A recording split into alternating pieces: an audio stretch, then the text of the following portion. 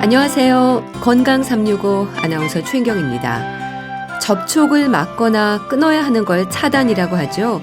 자외선에 차단이라는 단어가 이어집니다. 자외선 차단, 그리고 차단을 위한 자외선 차단제.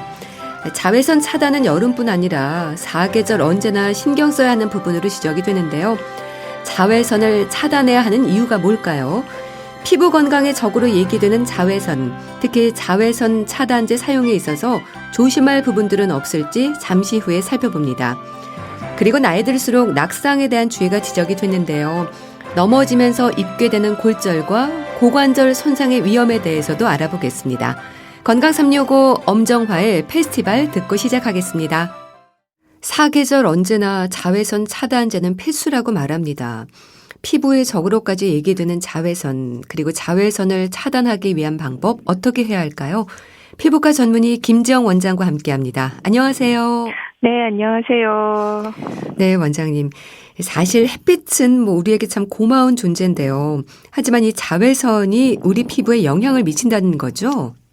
네, 햇빛을 보면 비타민 D도 합성되고 우울증도 좋아지는 것도 사실이고요. 네. 또 이제 피부에 광생물학적 반응을 일으키기 때문에 이런 효과를 이용해서 건선이나 아토피 치료제로도 광선 치료를 응용하고 있기도 해요. 그런데 이렇게 약이 되기도 하는데 독이 되는 반응도 있거든요. 그게 바로 이제 광반응이 피부에서 붉어지는 홍반이라든지 노화, 이제 피부 종양과 같은 반응을 일으킬 수도 있습니다. 네. 햇빛이 쨍하고 맑은 날이면 우리가 자외선이 강하다는 표현을 하지 않습니까? 자외선으로 인한 피부 변화랄까요? 피부에 어떤 해를 끼칩니까? 네, 자외선의 피부에 대한 변화는 크게 급성과 만성으로 나뉠 수가 있어요. 그래서 갑자기 우리가 강한 자외선에 노출될 때 생기는 급성 반응으로는 일단 피부가 붉어지는 화상이 생긴다거나 색소 침착이 생기는 게 급성 반응이고요. 반면에 만성 반응의 가장 대표적인 것이 광노화입니다. 네.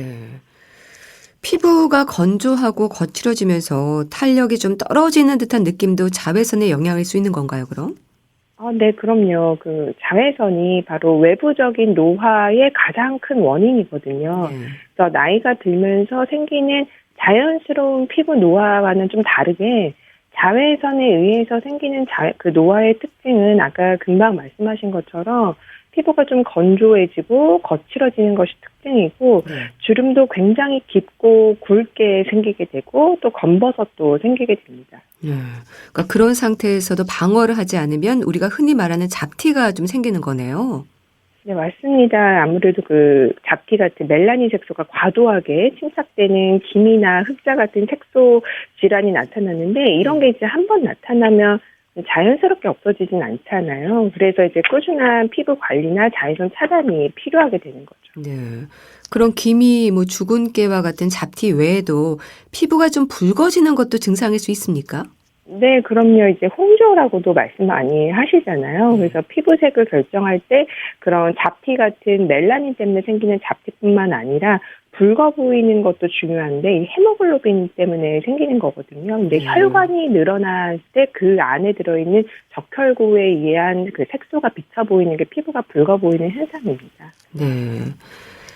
피부가 좀 건조하고 이렇게 탄력이 떨어지는 듯한 느낌도 들 수 있다고 얘기하셨는데, 그러니까 자외선에 노출이 될수록 주름도 생기고 피부가 늙는다는 것도 맞는 얘기겠네요. 네, 그럼요. 특히 이제 노화를 일으키는, 그러니까 자외선에 의한 피부 노화를 일으키는 자외선은 그 자외선 A인데요. 이 자외선 A는 파장이 길기 때문에 피부에서도 굉장히 깊은 진피층까지 깊게 투과가 되거든요. 그래서 이 자외선 A에 의한 피부 노화는 피부의 진피층의 콜라겐이 굉장히 심하게 감소되어 있는 것이 특징입니다. 예. 또 때로 피부암의 위험으로도 이어질 수 있다는 말은 어떨까요? 근거가 있는 얘기입니까? 네, 그럼요. 그 자외선은 우리 세포의 DNA에 직접 작용하거든요. 그래서 유전자를 변성시키고 특히 암흑제 유전자의 변이를 일으키기 때문에 피부 세포 피부암의 가장 대표적인 편편세포암 같은 것들을 유발하는 원인이 되고요. 그래서 오존층이 1% 엷어지면 피부암이 2에서 5% 정도 느는 것으로 알려져 있고요. 국내에서도 이 피부암이 점점 꾸준히 증가를 하고 있습니다. 그럼 그 자외선 밑에 바깥 활동을 참 많이 하시는 분들에게 이 피부암의 위험이 높을 수도 있겠네요. 네, 그래서 이 자외선 차단을 생활화하는 그런 생활이 굉장히 중요할 것 같습니다. 근데 피부 노화를 막기 위한 방법, 자외선 차단이 중요하다는 건 이제 많이 들어서 알고 있긴 하지만 그렇다고 집에만 있을 수도 없고요. 심지어 집에서도 자외선을 완전히 차단할 수 있는 건 아니지 않습니까? 네, 게다가 요즘에는 그런 집에 그 유리창을 굉장히 크게 통창처럼 이런 집들이 좀 늘어나고 있잖아요. 그리고 아까 말씀드렸던 노화를 일으키는 자외선 A는 유리창을 다 통과하거든요. 그래서 네, 실내라고 자외선 안전지대는 아닙니다.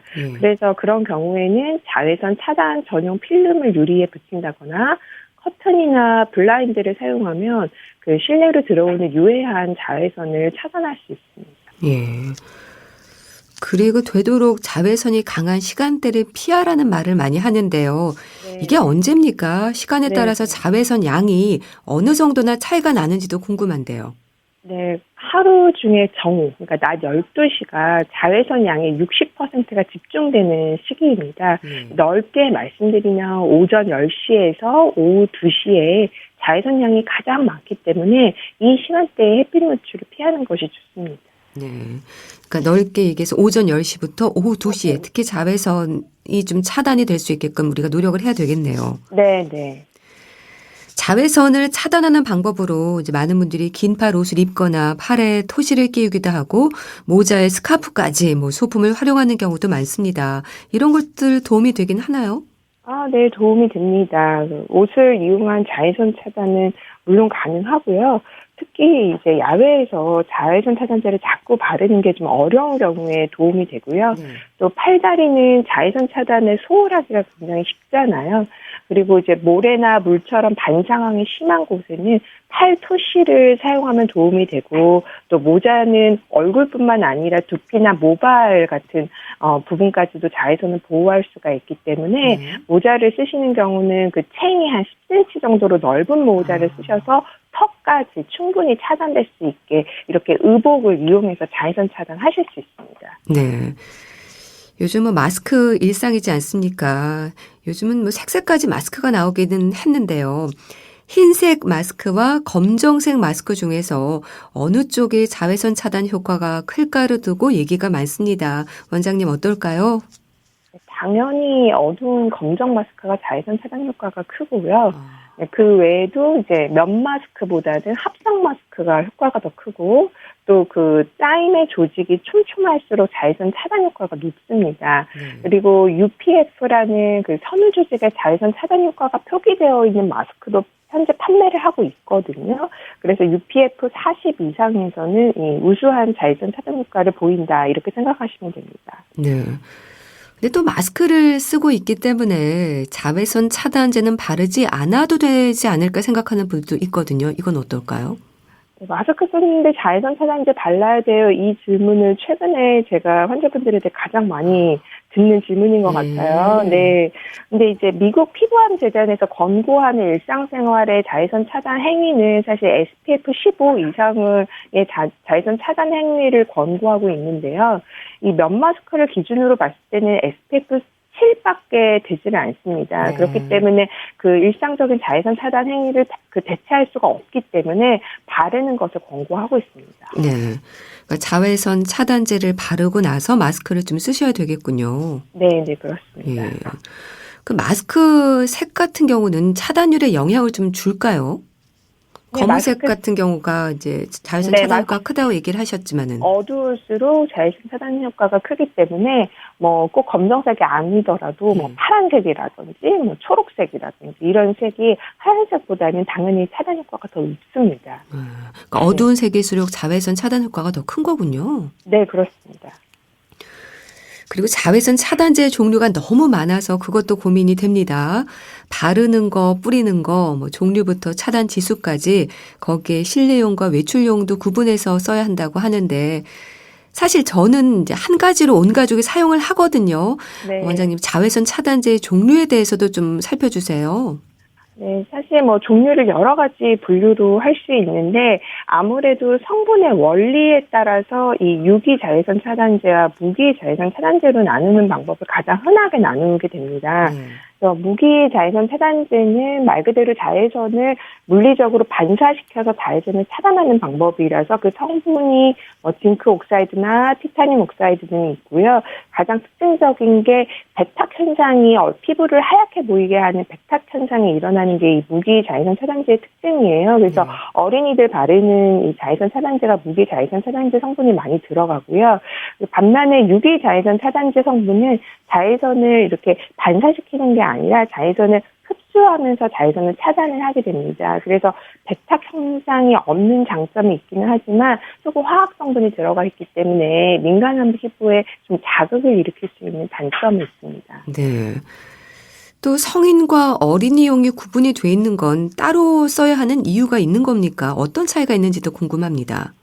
네, 어린이는 어린이 전용 자외선 차단제를 바르는 것이 좋습니다. 그 이유가 뭐 파라아미노벤조산, 뭐 옥시벤존, 아보벤존 같은 파라벤 방부제 성분을 피하도록 제조가 되어 있고요. 또 아까 설명드렸던 물리적 자외선 차단제 성분이 들어가 있고 또 SPF가 15 정도로 그리고 또 아이들은 땀이 많기 때문에 워터프루프를 이게 그런 특징을 갖고 있기 때문에 이제 어린이용 그 자외선 차단제를 따로 바르시는 게 좋고요. 이제 신생아는 자외선 차단제를 바르지 않고 돌 이후부터 사용하시면 됩니다. 네. 또 종류와 함께 고민이 되는 게 차단 지수입니다. 자외선 A, B, SPF, PA 뭐 이렇게 표시가 되는 부분들에 대한 이해가 있어야 할 것 같은데 좀 알려주세요. 네, 아무래도 자외선 차단제를 선택할 때 체크해 보셔야 되는 이 지수가 SPF와 PA거든요. 그래서 SPF는 자외선 차단 지수고 자외선 B의 차단 효과를 의미를 합니다. 그리고 자외선 A를 차단하는 효과는 PA라고 표시되는데 이 PA는 숫자로 표시 않고 등급으로 표시하게 되고요. 그래서 플러스 기호가 많을수록 자외선 A의 차단 효과가 높다 이렇게 생각하시면 될 것 같습니다. 네.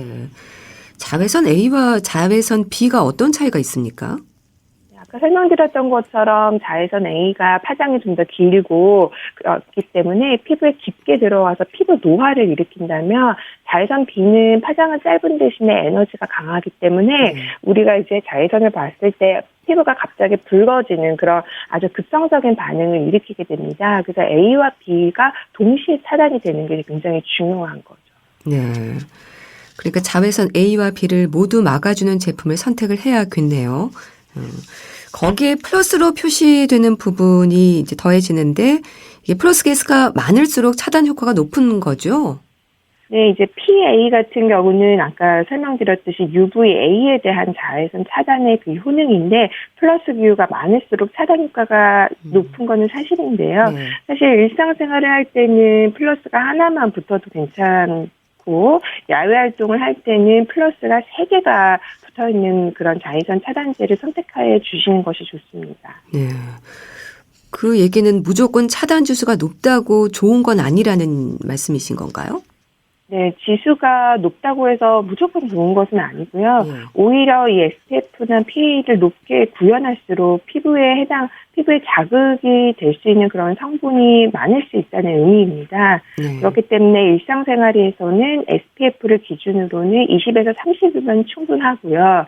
야외 활동이나 땀을 흘리는 운동을 하는 경우에는 SPF 기준으로 50을 쓰시면 됩니다. 네. 자외선 차단제는 그럼 언제 사용하는 게 좋을까요? 집에서 나가기 직전에 바르는 게 좋을 것 같긴 한데 또 그게 아니라면서요.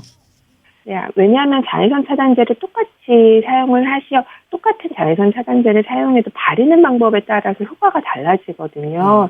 그래서 완전히 균일하게 피부에 흡수되는 것이 좋은데 그 방법이 외출하기 전 30분 전에 바르는 거고 한꺼번에 문지르면서 바르는 게 아니라 같은 용량을 소량씩 손가락으로 얇게 여러 겹의 막을 만들듯이 이렇게 두드리면서 발라주시는 것이 좋습니다. 네.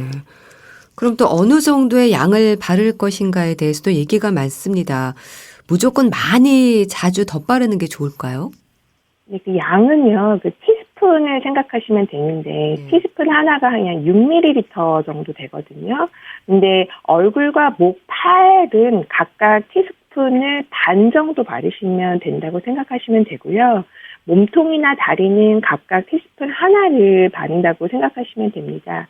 그리고 말씀하신 것처럼 사실은 2-3시간, 2-3시간에 한 번씩 덧발라주는 것이 가장 좋은데 현실적으로 어렵잖아요. 이제 그럴 때는 가벼운 선팩트와 같은 수정용 메이크업 제품을 사용하시거나 아니면 자외선 차단제 스프레이 같은 게 나와 있는 게 있거든요.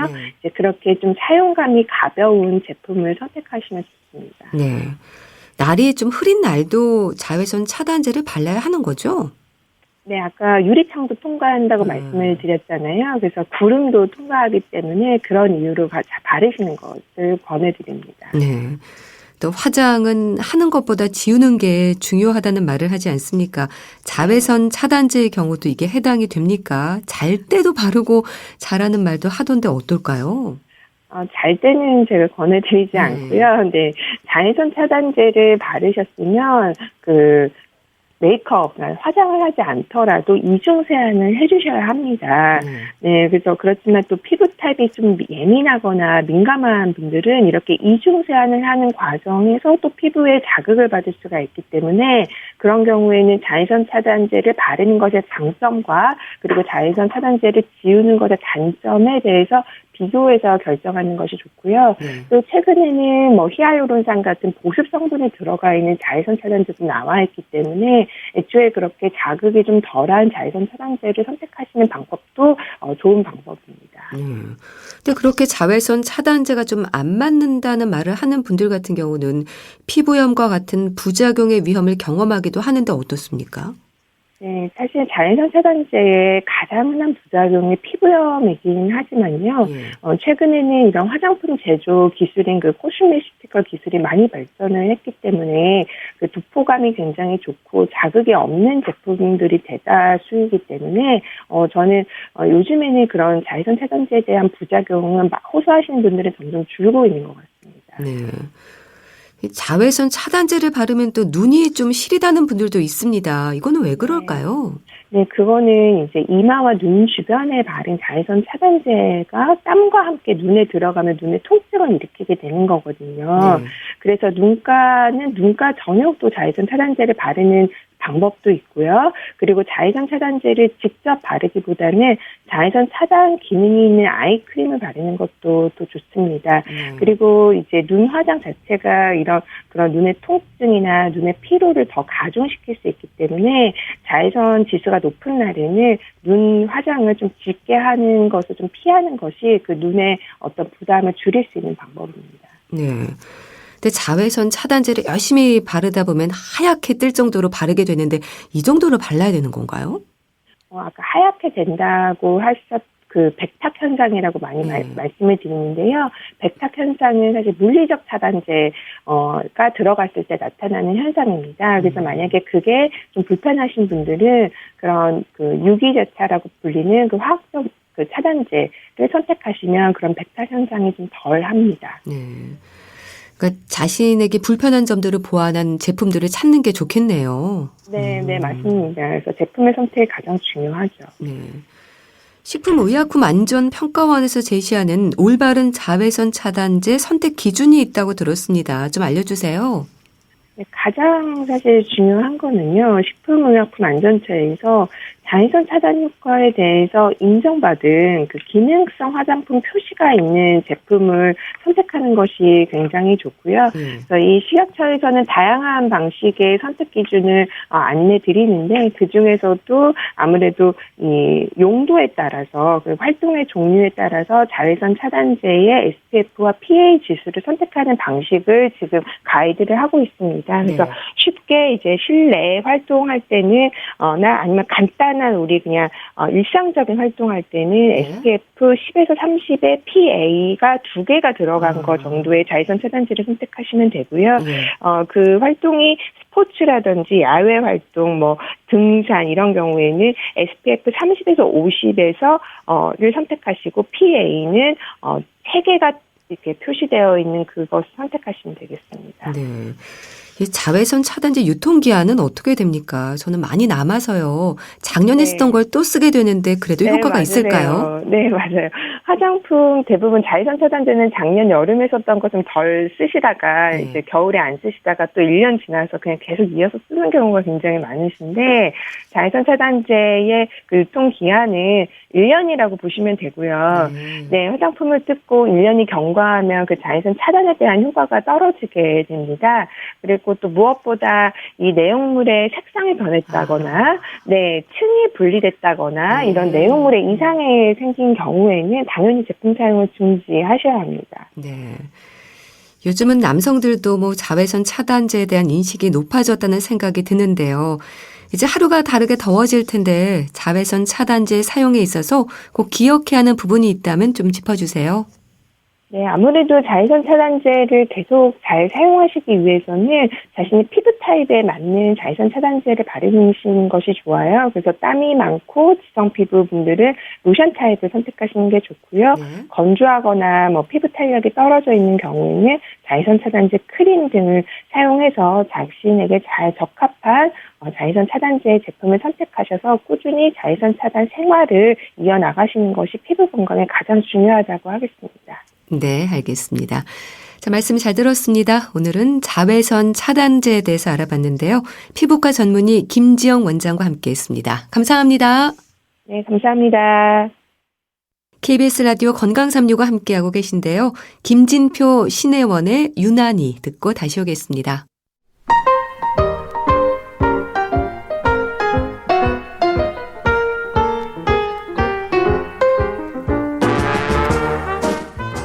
건강한 하루의 시작.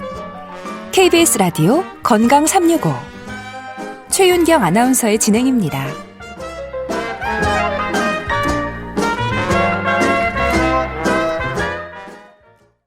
KBS 라디오 건강365 함께하고 계십니다. 노인들에게 두려움으로 자리하는 사고 중에 하나가 낙상입니다. 넘어지는 순간의 위험은 때로 회복이 어려울 정도의 결과를 가져오기도 하는데요. 낙상으로 인한 골절, 특히 고관절 골절은 삶의 질과도 연관되는 위험한 상황으로 이어질 수 있다는 지적입니다. 분당 재생병원 영양내과 백현욱 교수와 함께합니다. 교수님 안녕하세요. 네, 안녕하십니까. 네, 교수님. 나이 들수록 왜 그렇게 잘 넘어질까요? 집안에서도 낙상의 위험은 크지 않습니까? 그렇죠. 그냥 아주 안전하다고 생각하는 집안에서도 나이 드신 분들 넘어져서 오시잖아요. 아무래도 나이가 들면 운동량이 감소하고 그러면서 근력이 저하되고 균형 감각이 같이 저하가 됩니다. 사실은 넘어지는 거에 가장 중요한 게 지금 말씀드린 2가지 근육의 힘, 근력 그리고 균형 감각이거든요. 그리고 또 하나 그렇게 돼서 문제가 됐을 때는 또 뼈가 약하잖아요. 젊은 사람과 달리 똑같이 넘어졌는데 뼈가 또 부러져 버리거든요. 대부분의 노인이 골다공증 양상을 보이는데 바로 이 골다공증이라는 건 뼈가 질량이 감소하고 뼈 조직이 미세 구조가 비정상 상태로 변화하는 거잖아요. 그렇기 때문에 넘어졌다 그러면 노인들은 낙상을 냈을 때 골다공증으로 인해서 골절이 오기 쉽다. 그런 결과가 나오는 거죠. 네. 근데 골다공증 상태라는 걸 알고 있는 노인들이 많지 않다고 들었습니다. 골다공증 자체로는 증상이 없는 거죠? 저한테 진료실에 오는 분들 중에 무릎을 막 가리키시면서 내가 이 무릎이 아픈데 이거 골다공증이죠? 그러셔요.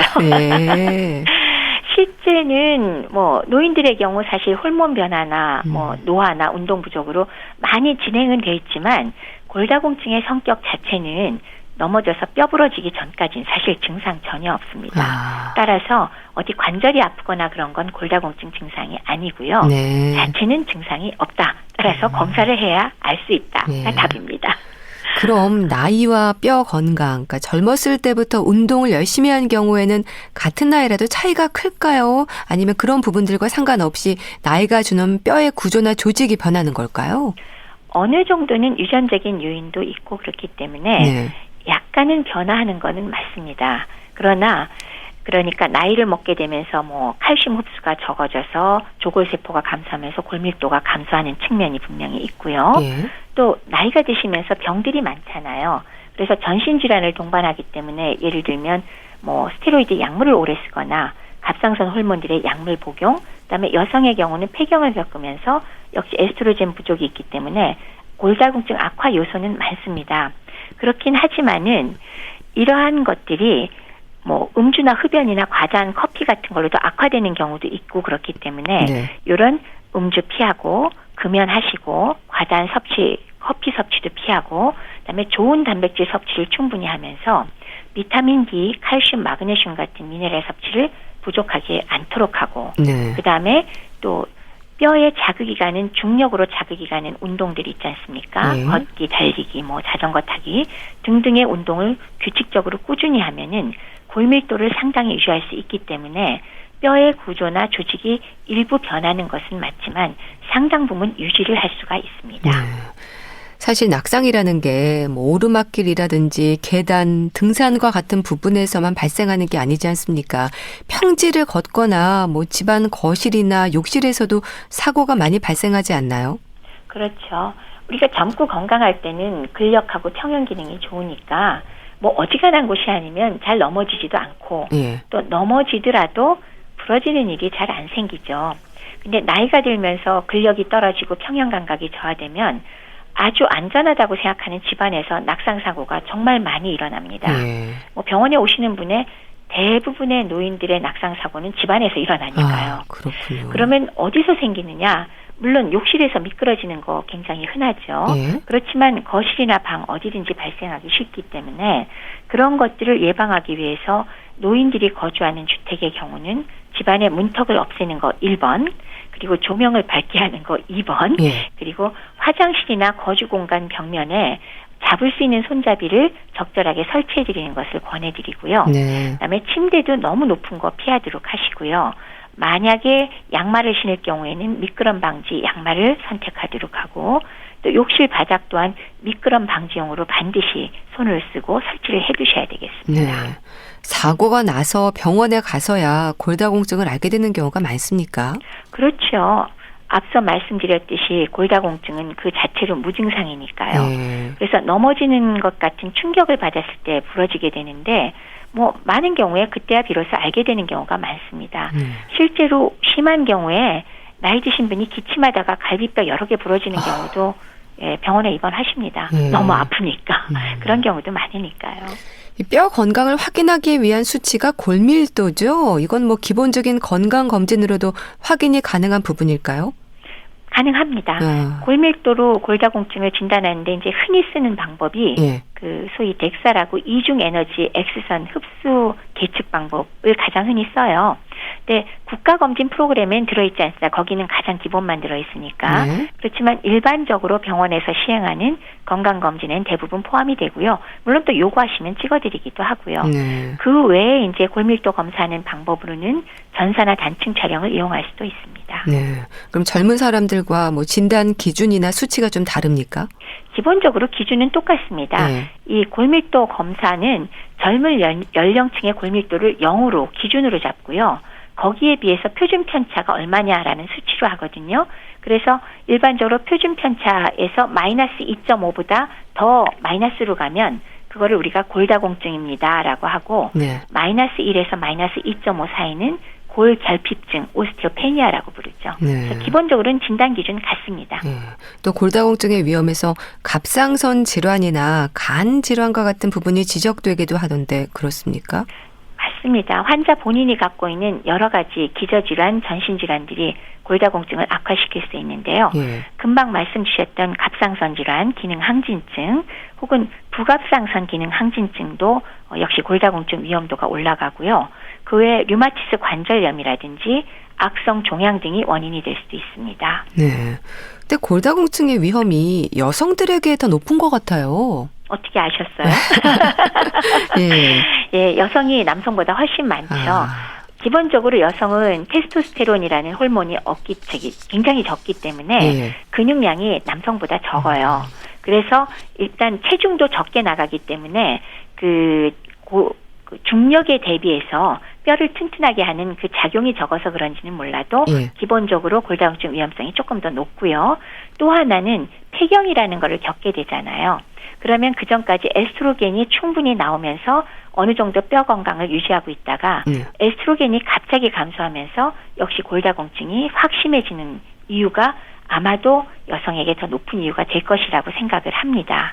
그래서 남성은 말씀드렸듯이 기본적으로 테스토스테론 때문에 근육량도 많거니와 급격하게 에스트로겐이 줄어드는 폐경 같은 증상이 없기 때문에 골다공증 위험이 당연히 적은데 그렇지만 남성의 경우도 나이가 들면서 골다공증의 위험도는 증가하는 걸 볼 수가 있습니다. 네. 이 골절 위험에 있어서 특히 고관절 골절이 많이 지적이 됩니다. 주로 발생하는 부위가 고관절인가요? 물론 넘어지는 자세나 위치, 근력에 따라 다르긴 한데요. 네. 중심 근육이 노인일지라도 어느 정도 힘이 있고 사지 근력이 또한 유지가 됐을 때 넘어지면 우리가 뭘 짚죠? 중심을 잡으려고 손을 짚죠. 손을 짚잖아요. 그래서 조금 더 건강한 노인은 사실은 손목 주변 골절 오는 경우 꽤 많아요. 예. 근데 이제 우리가 보통 노인 넘어짐 큰 문제는 이런 게 다 약화된 다음에 오는 거잖아요. 그럴 땐 넘어졌다 하면 그냥 고관절이 부러져 버리는 거죠. 그쪽으로 가장 영향을 많이 받기 때문에. 그래서 고관절 골절이 가장 흔하다는 느낌을 갖는 건 그런 이유가 되는 것 같아요. 노인들한테는 흔하기도 하고 문제가 가장 크게 오고 그 다음에 오는 건 이제 척추 압박 골절이죠. 문제가 많이 되는 골절 이 두 가지가 되겠습니다. 네. 노인들한테요. 이 고관절 골절 얘기가 나오면 이제 다시 걷기 힘들지 않을까를 걱정을 하기도 합니다. 어떨까요? 실제로 고관절 골절이 있을 때 그냥 내버려 두면은 대부분의 경우 일상생활 가능하던 노인이 일어나지 못하게 되기 때문에 그렇군요. 뭐 와상 상태라 그러죠. 일어나지 못하는 거를 그렇게 해서 노쇠가 되는데 노인의 노쇠라는 거는 전체적으로 합병증이 굉장히 많이 생겨요. 폐렴, 욕창 이런 것들이 생기고 따라서 사망률이 올라가기 때문에 노인의 고관절 골절은 예방이 정말 중요하게 되죠. 최근에는 그렇기 때문에 뭐 예전보다 마취와 수술 방법이 발달을 해서 아무리 연세가 높더라도 기본적으로 고관절 골절이 오면 수술이 원칙입니다. 그래야 그나마 아예 와상 상태인 것보다는 그래도 회복될 가능성을 볼 수가 있거든요. 재활 가능성이 있지만 그렇더라도 역시 연세가 높은 분이 수술을 받더라도 와상 상태로 넘어갈 가능성은 매우 높죠. 만약에 수술하지 않으면 상당수가 1년 이내 합병증으로 사망 가능성이 높습니다. 근데 누워서 생활하게 되는 경우에 여러 가지 살펴야 하는 부분들이 있을 것 같습니다. 욕창의 위험도 크지 않나요? 그렇죠. 와상 상태 침대나 자리에 누워서 생활한다는 뜻인데 이런 경우에 결국 일상생활을 위한 거동, 식사라든지 용변 처리라든지 옷 갈아입기, 그다음에 친구 정돈 같은 걸 못한다는 뜻이잖아요. 이렇게 한 자리에 가만히 누워 있으면 그 압력이 가해지는 부위에 혈액 흐름이 잘 안 되겠죠. 그래서 조금만 밀리거나 압박이 가도 피부는 상처를 입게 되고 이렇게 손상돼서 생긴 상처 부위를 우리가 욕창 혹은 압창이라고 부르는데 이런 경우에 잘 생기는 부위는 몸이 당연히 아래를 향하는 쪽, 즉 체중이 실리는 곳이니까 발뒤꿈치라든지 엉덩이, 팔꿈치, 발목이나 어깨, 등, 머리 뒤쪽 같은 데 잘 발생하게 되고요. 그렇겠네요. 특히나 노인의 피부가 건조하고 얇잖아요.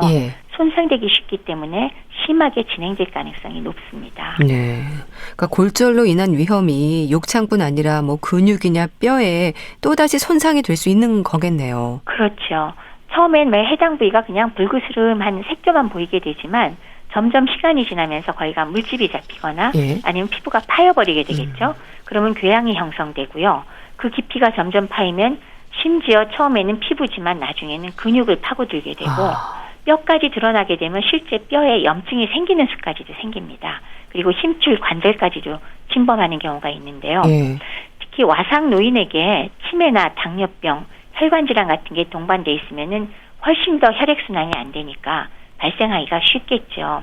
그리고 또 식욕 부진, 소화장애 등의 이유로 섭취하는 단백질이나 열량이 부족하면 이런 욕창이 발생할 확률은 2배 이상이라고 하니까 영양 상태도 굉장히 중요한 요인이 되겠습니다. 네. 그렇다면 욕창의 위험을 예방하는 게 일단 중요할 텐데요. 어떤 노력이 필요할까요? 욕창이 압력하고 마찰력에 의해서 발생하니까 결국 그 압박받는 부위가 한 군데 계속 있으면 당장 문제가 생기겠죠. 그래서 왜 기본적으로 욕창 예방은 자세를 자주 보통 2시간마다 한 번씩 바꿔드리는데 바꿔주는 게 제일 중요한 것이고요. 영양 공급이 부족하면 조금 전처럼 2배 이상 욕창 발생이 증가하기 때문에 적절한 단백질을 포함한 영양 공급을 제대로 해주는 것이 호전 욕창을 예방하기도 하고 또 생겼을 경우에 호전에 굉장히 큰 도움이 됩니다. 예. 욕창을 예방하는데 그 영양이 중요한 건 어떤 의미로 이해하면 될까요? 영양이 부족하면 피부나 피하 조직이 손상이 굉장히 쉽게 되겠죠. 그렇기 때문에 욕창 발생 자체가 2배로 증가하게 되니까 당연히 예방 목적으로 영양소를 충분히 공급하되 특히나 충분한 단백질과 아연 등을 공급을 해줘야 이런 것들이 피부가 튼튼하고 손상이 좀 덜 되고 그래서 비교적 예방이 될 뿐더러 조금 생겼다가도 아물 가능성이 많게 되겠죠. 따라서 욕창 발생 가능성이 큰 와성 환자는 미리미리 영양 지표를 잘 살펴보아서 부족하다 싶으면 영양 공급을 하는 방법과 적절한 영양소를 충분히 제공해야 되겠죠. 따라서 입으로 식사량이 매우 적은 경우에 물론 그 영양액을 따로이 보조로 줄 수도 있지만 또 하나는 정 안 될 때는 주사제라든지 아니면 급식 관들을 이용하는 등의 방법을 활용해서 미리미리 영양 공급을 제대로 제공하여야 되겠습니다. 네. 단백질과 아연도 중요하고요. 또 영양에 있어서 특히 살펴야 하는 영양소 어떤 게 또 있을까요? 우선은 전체 열량이 충분히 공급돼야 되고요. 그러니까 열량 자체가 부족하면 안 되니까. 그리고 단백질과 비타민, 미네랄 등 다양한 영양소들을 제대로 보충을 해야 되겠죠. 그리고 특히나 단백질 양이 충분하면 욕창의 크기가 감소하는 것이 뚜렷하다라는 연구 결과가 있기 때문에 대략 얼마큼 주나 하면은 단백질은 정상인의 거의 1.5 내지 2배 정도 충분히 공급하도록 합니다. 그리고 비타민 C는 상처 회복에 필수잖아요. 그리고 비타민 A 역시 상처 회복에 필수이면서 또 감염도 방지한다고 하니까 반드시 C와 A는 넉넉히 주도록 하고요. 특히나 비타민 A 같은 경우는 스테로이드제를 아주 오랫동안 사용하던 환자의 경우 욕창이 쉽게 발생하는데 이런 환자의 욕창을 회복시키는데 아주 도움이 된다고 합니다.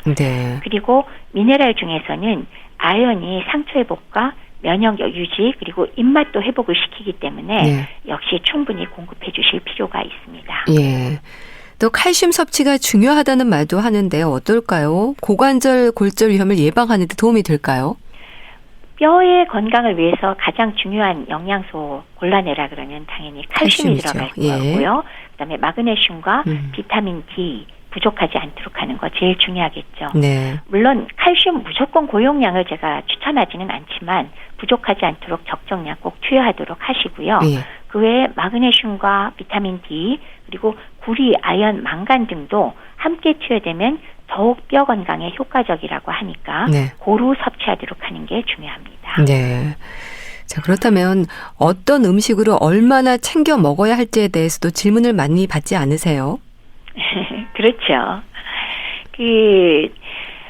지금 영양소마다 사실 각자 많이 들어있는 그런 식품들이 다 있잖아요. 칼슘의 경우는 우선 먼저 떠올리는 건 멸치. 그렇죠?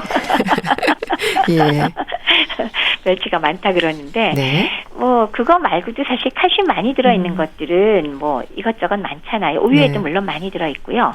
치즈에도 많이 있고, 그 다음에 콩, 이런 곳에도 많이 들어있잖아요. 특히나 콩이나 치즈 같은 거는 칼슘뿐만이 아니라 단백질도 충분하기 때문에 상당히 괜찮게 드시는데 도움이 되겠고요.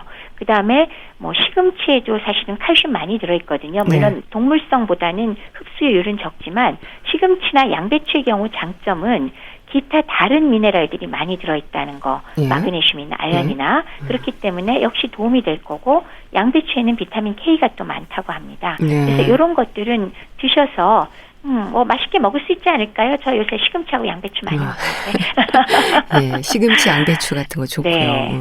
또 식욕이 없거나 욕창이 심한 환자들에게는 영양 보조액도 도움이 되겠어요. 네, 제가 맨날 노래 부르죠. 네. 상품화된 캔이나 팩으로 만들어진 영양 보조액 종류 굉장히 많이 나와 있잖아요. 네. 아마 대부분은 약국에서 구할 텐데 최근에는 제가 홈쇼핑에서 파는 것도 봤어요. 그래서 이런 영양 보조액은 예. 그러니까 현재 음식을 내가 삼키는데 지장은 별로 없지만 식욕 부진으로 정말 식사량이 적은 분들이 계세요. 네. 한 숟가락 먹고 더 이상 못 드시는 분들. 예. 그런 분들의 경우 이런 200cc짜리 영양 보조액 같은 걸 활용하시면 대개 cc당 1칼로리 열량을 제공하면서 열량이나 단백질, 미네랄, 비타민들을 골고루 다 들어있게 만들어 놓은 것이기 때문에 네. 간식 형태로 드시면 200cc 하나만 드셔도 200칼로리에다가 단백질, 탄수화물, 미네랄, 비타민 다 들어가거든요. 예. 그래서 이런 것들을 간식 형태로 드시면 아주 많은 도움이 됩니다. 예. 욕창 위험은 물론이고 일단 골절상을 당하지 않도록 조심해야 할 텐데요. 노인들의 고관절 골절을 예방하는 방법이랄까요? 일상에서 어떤 노력을 좀 하면 좋을까요? 우선은 낙상 예방 목적에 두 가지를 생각해야죠. 예. 환경 조성. 즉 아까 제가 말씀드린 몇 가지 중에 그냥 한두 가지 말씀드리면 네. 집안에 문턱 없애자. 예. 욕실에 미끄럼 방지 바닥을 설치하자. 그다음에 손잡이를 만들고 조명을 밝게 하자. 이런 환경을 조성하고요. 네. 그다음에 지속적인 운동 꼭 해주셔야 됩니다. 그래야 근력도 유지하고 그다음에 평형 감각이 줄지 않습니다. 그러니까 밸런스라 그러죠. 그렇게 해야지 넘어지는 걸 줄일 수 있거든요.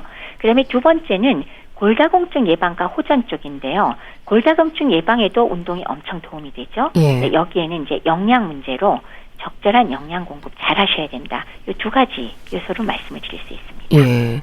규칙적인 운동이라고 한다면 어떤 운동을 얼마나 해야 될까요? 우선 고관절 골절 예방을 위해서 낙상을 예방해야 되잖아요. 네. 그럼 제가 계속 강조하지만 근력과 평형 감각을 유지해야 된다. 그래서 그냥 제가 진료실에서 네. 아주 쉽게 잘 안 움직이는 분한테 하는 운동을 좀 설명을 드린다면 우선 첫 번째는 바른 자세로 서기를 시킵니다. 아, 바른 예. 자세로 서기요? 그렇죠. 네. 서는 거를 제대로 똑바로 아, 중심 잘 잡고 서는 것도 엄청 중요하거든요. 예. 우리의 보통 왜 어깨 말리고 그다음에 등 스웨이백이라고 푹 배 나오고 이상한 자세로 서잖아요. 네. 그러면 걷기도 제대로 안 되거든요. 그래서 첫 번째는 바른 자세 서기를 일단 하셔야 될 거고 네. 그다음에 근력을 유지하는 방법 중에 별로 어렵지 않은 거는 어디를 붙잡아도 되니까 반듯하게 서서 발끝으로 서기 그러니까 아. 발뒤꿈치 들기라고 예. 할까요? 그거를 하는 것. 이거 굉장히 효과적인 방법이거든요. 네. 처음에 할 수 있는 만큼 가령 10번씩 하고 쉬었다가 또 10번 하고 그래서 한 3세트 하면 되고 네. 더 능력이 늘어나면 늘리면 되고요. 그다음에 한 가지 더 근력을 늘리는 말씀을 드린다면 앉아서 다리 들기.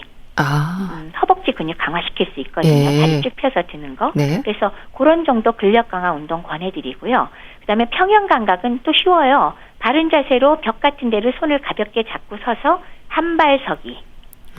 요거 굉장히 중요하고요. 어렵지 않네요. 예. 네, 그 정도라도 하시면 굉장히 많이 늘고요. 그런 다음에 이런 것들을 잘 하면서 바른 자세로 걷기를 권해드립니다. 뭐 얼마나 자주 하느냐? 네. 맨날 하는 소리 있죠. 일주일에 4번 내지 5번. 네, 알겠습니다. 자, 오늘은 낙상으로 인한 골절에 대한 말씀 드렸는데요. 분당 재생병원 영양내과의 백현욱 교수와 함께했습니다. 말씀 잘 들었습니다. 감사합니다. 감사합니다. 박효신의 해줄 수 없는 일 보내드리면서 인사드릴게요. 건강365 아나운서 최인경이었습니다. 고맙습니다.